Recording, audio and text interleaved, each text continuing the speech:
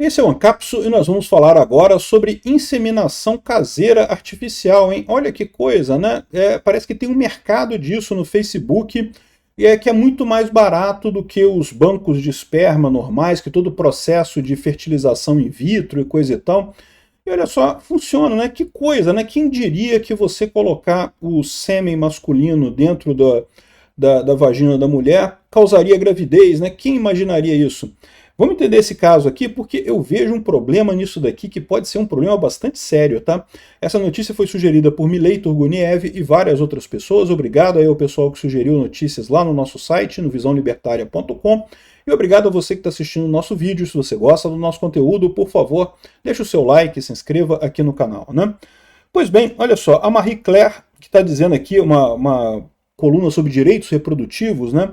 E está falando sobre a inseminação caseira e doadores de sêmen do Facebook, né? Mulheres que querem ter filhos, né? É natural, e buscam doadores de sêmen do Facebook, né?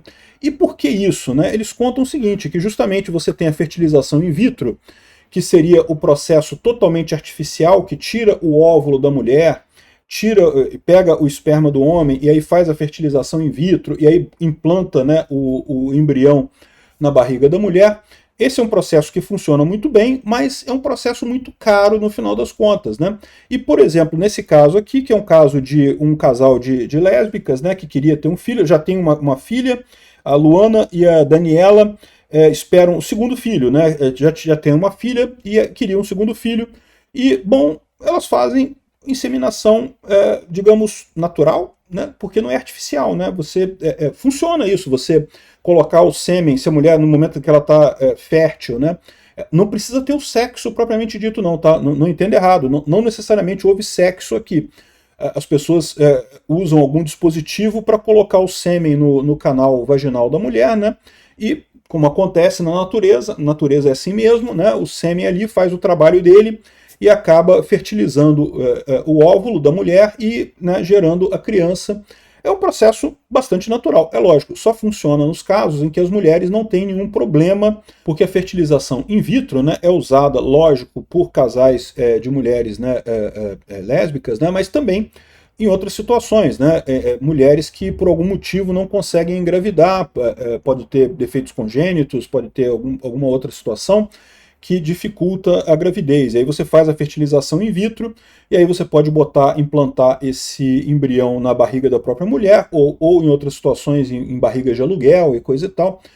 Esse caso aqui resolve particularmente o problema das mulheres lésbicas, né? Porque faz a fertilização natural. A mulher ela teria capacidade de engravidar naturalmente, né? E aí resolve essa questão sem precisar fazer a fertilização in vitro. Agora, o que me assusta nessa história aqui é justamente eles contando o caso aqui. Olha só, linda a família, né? As moças aqui, a criancinha, a filhinha delas, e estão fazendo o segundo filho aqui, e o que elas falam é o seguinte: sem conseguir arcar com custos de procedimentos de como fertilização in vitro, o pessoal recorre às redes sociais, ao Facebook, para concretizar esse desejo, né?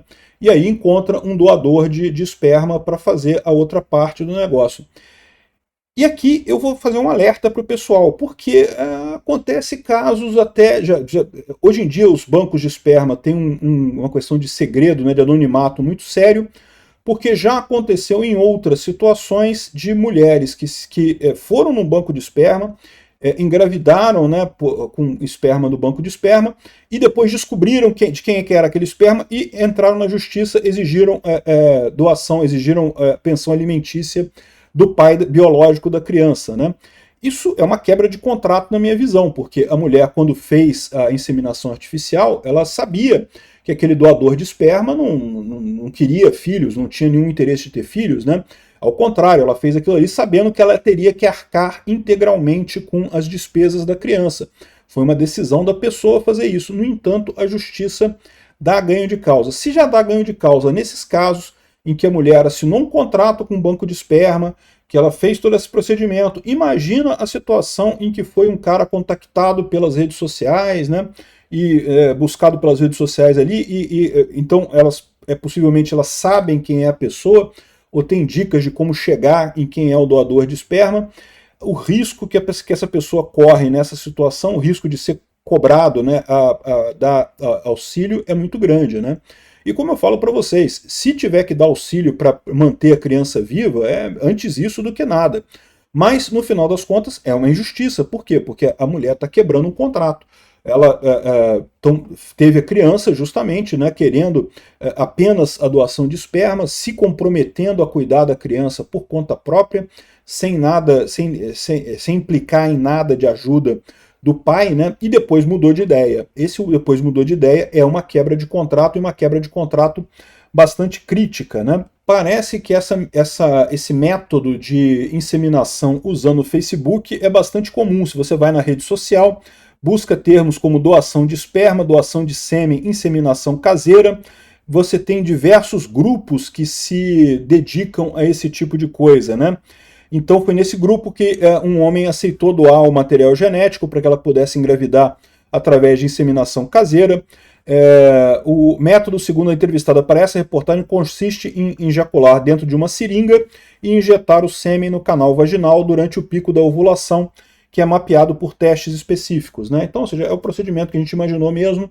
Não tem o sexo propriamente dito, mas tem a inseminação, digamos, natural, porque em última análise o que o pênis faz, né, é exatamente isso, né?